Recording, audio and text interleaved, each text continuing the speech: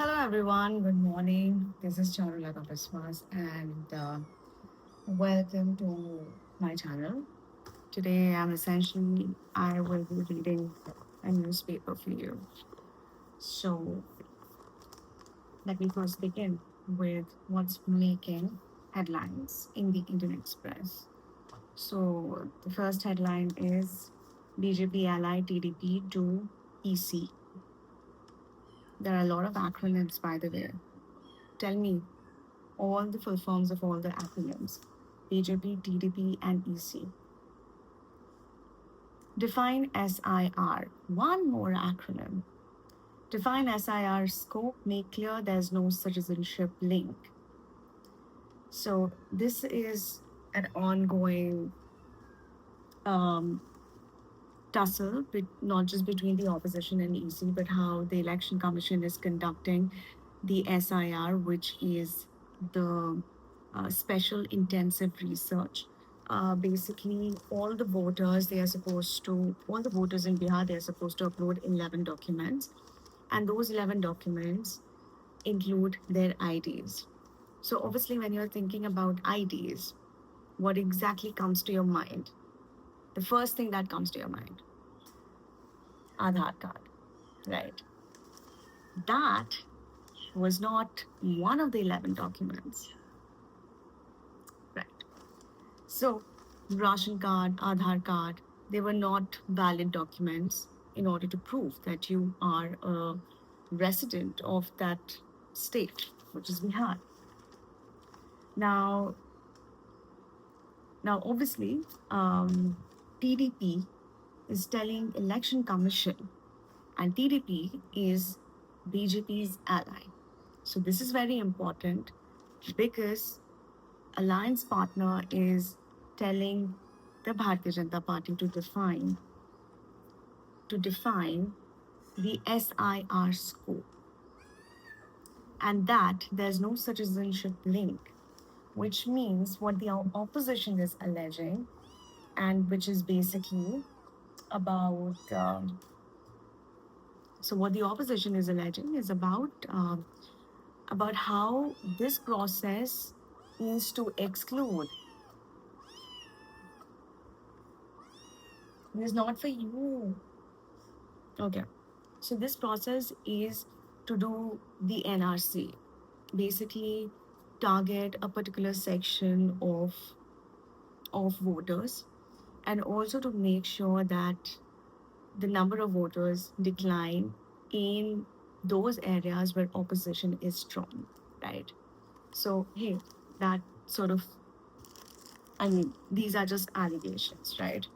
On the other side, the government is saying that no, that's not what we are doing. We are just making sure that the voter list is updated. So we are not sure exactly what is happening, but everything points at what the opposition is saying because of the timeline that has been given to all the booth level officers and to people. They have to get 11 documents, and these 11 documents are not your usual documents that you keep in your purse and you instantly take it out. It's not, right? So I'm just going to read the first two paragraphs. As questions are raised over the ongoing special intensive revision of electoral rolls in poll bound Bihar, the Telugu Desam Party, the ruling India's second largest constituent, has sought clarity on the scope of the exercise and said it should be made clear that it is not related to citizenship verification. So, obviously, Telugu Desam Party is concerned, and that is concerning for the Bharatiya Janata Party. Interesting, right? Um, Now, the 11 documents, only 10 days are left for people to upload all of them. And looking at Bihar's demography and the literacy level in that state, you wouldn't have a lot of people, they wouldn't have matriculation certificates. And there was a friend of mine who was telling me about how his sister got her graduation certificate after 6 years. whereas the course was only for 3 years. This is mind boggling. What's happening in Bihar universities? So I'm just not talking about the certificates that people might not have because they didn't study, but people who are studying and they're waiting for the certificates to come. Now, with only 10 days left for the submission and uploading of enumeration forms to be included as voters in the Election Commission's Special Intensive Revision Drive, Bihar Chief Electoral Office has launched an easy two-step online form for the estimated 1 crore migrants living outside the state, amid concerns that they may be left out of the exercise.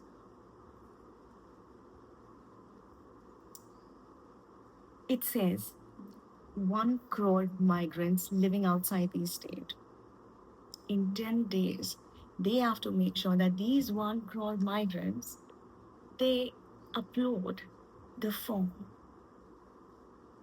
I'm worried because as someone who is from Jharkhand, which is the neighboring state of Bihar, and I've also stayed in Bihar, and for me, every election I have to go to my hometown to vote. And this time around, we had to change our constituency to Dum Dum constituency because my house has relocated. It is not easy. My father had to get all the paperwork done, and I had to send all the documents, and it was a lengthy process. It was that process took me about 4 months because of all the back and forth and the BLO coming to your place and reviewing your documents. It is a time taking process.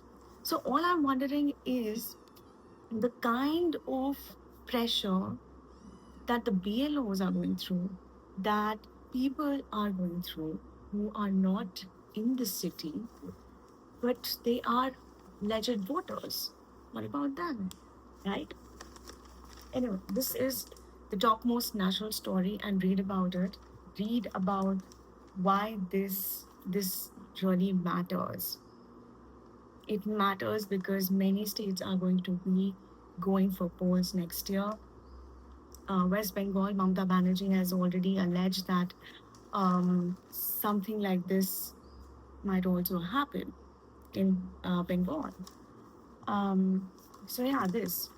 The next big story is, of course, Shubhanshu Shukla, who has exited the spacecraft with other Axiom 4 crew members. He's back from the International Space Station. And all everyone is talking about is the kind of money that has been spent on his trip, which is about roughly about 500, over 500 crore rupees. Now, um, this is verified, but we'll have to see. One of the things that Shubhanshu Shukla went in the International Space Center station to check is if people with diabetes can also travel in space. So that will be something which we should be looking at. Then there's Jaishankar's visit to China. What did he do there? It was his first visit to China since the Galvan standoff. If you remember what had happened, there was a viral video of Chinese troops clashing with Indian troops. It wasn't really um, it that video was it was sensational. It was the kind of face off that we saw. Um, okay, so what does it say? It says that External Affairs Minister S. Jaishankar met President Xi Jinping in Beijing Tuesday and apprised him of the recent development in bilateral ties. The two countries have begun taking steps to repair relations.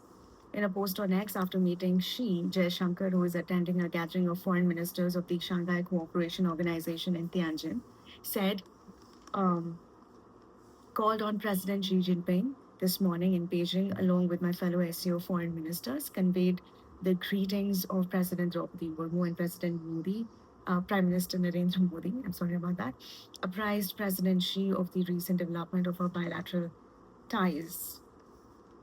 He also raised Pahalgam attack and said it was done to sow religious divide in India. So all of this is important, important from India's point of view, because we have difficult neighbors. We have neighbors who have made things difficult for us, and our borders are porous, quite volatile, and for India to make sure that there are no terror attacks, there are no illegal migrants coming in, that we are protecting ourselves from neighbors like China, who are so unpredictable. Um, it, it is essential right now for Jaishankar to make sure that India takes its stand and India talks about what it stands for. So, of course, beyond the Mansarovar Yatra and the disengagement of troops in eastern Ladakh, it is important for us to repair our ties with China, because China is helping Pakistan. And that is a really big threat for us. And we saw that. What happened um, in weeks after Pahalgam attack and during Operation Sindoor. And what is shocking is that no one has condemned Pakistan openly. They have condemned the Pahalgam attack. They have condemned the terror attack on Indians, but they haven't condemned Pakistan. So that raises question about where the foreign policy, India's foreign policy, is actually going, and how are we setting a tone and making sure that we have reassurance from um, our allies and from everyone else.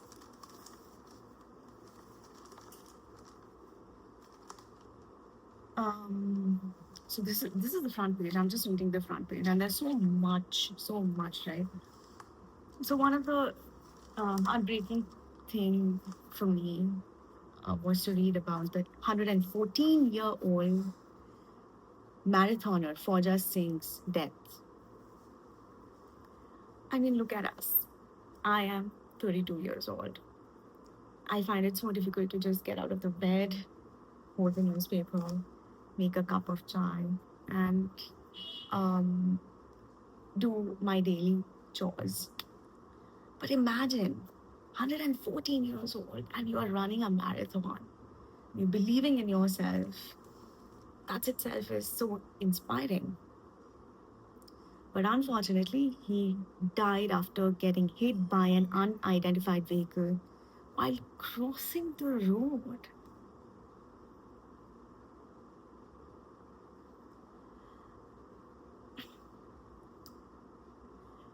This this is so alarming at so many levels, because you and me, we have our parents, grandparents living in other cities, and we know if they are going out for a walk, they will be safe on the street, on the roads. But if you get knocked down by a vehicle while you are just going for a regular walk, that just blows my mind. So this is not about exactly about him dying. Of course, we have lost someone inspiring, but this is about safety of people on the road, safety of everyone else who's using the road at all times. Be careful, guys, when you're driving. Be careful. And be careful while you're walking. If you're a pedestrian, you have to be extra careful. You need to have two, three more eyes to be sure that no vehicle hits you. So this is the front page, and I would have touched upon some other topics as well, but I think I'm just gonna stick myself in here. There are many other news that you shouldn't miss in the newspaper, especially what's happening in the world. You should surprise yourself. So I'm just going to touch upon some world news and we'll stop there. So there's China's military activities' biggest challenge. That's what Japan is saying. Netanyahu under mounting pressure as religious party quits government coalition. What is it? This is interesting. A religious party has quit Israel's ruling coalition in a dispute over military service, leaving Prime Minister Benjamin Netanyahu with a razor thin majority in parliament, but still enough political support to secure a potential Gaza ceasefire. Six members of United Torah Judaism handed in resignation letters overnight from posts in parliamentary committees and government ministries in protest against lawmakers' failure to guarantee future exemption from military conscription for ultra Orthodox religious students. Okay. So the lawmakers said their walkout would come into effect after 48 hours, giving Netanyahu 2 days to try and resolve the crisis, which has dogged his coalition for months. Israel have Israelis have become increasingly wary of the 21-month war in Gaza, which began with a surprise attack by Hamas on October 7, 2023, that that led to Israel's single deadliest day with 1,200 killed and 251 taken hostage by the Palestinian militants. Israel's subsequent offensive against Hamas has since reportedly killed more than 58,000 Palestinians. Putin unfazed by Trump, determined to fight on and take more of Ukraine. So that's that. That's that. And of course, there's Albanese meeting Xi. Albanese is the Australian Prime Minister.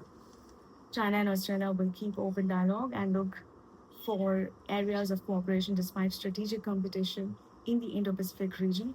Australia Prime Minister Anthony Albanese said on Tuesday after meeting China's President Xi Jinping in Beijing. So that is it for today. Um, please read the newspapers. I work at the Indian Express, but this video is independent of what I do at the Indian Express. I love reading Indian Express because there's a very not because I work there, but I do know the reporters personally. I do know how things work out there. I do know that there's a balance in the newspaper that you will find every time you read it, every time you pick it up. So, yeah, there you go. Enjoy your day today, and we shall meet again tomorrow with fresh set of headlines. And if you want me to give you an insight into a news story, let me know. I will be happy to do a video on that. Thank you so much.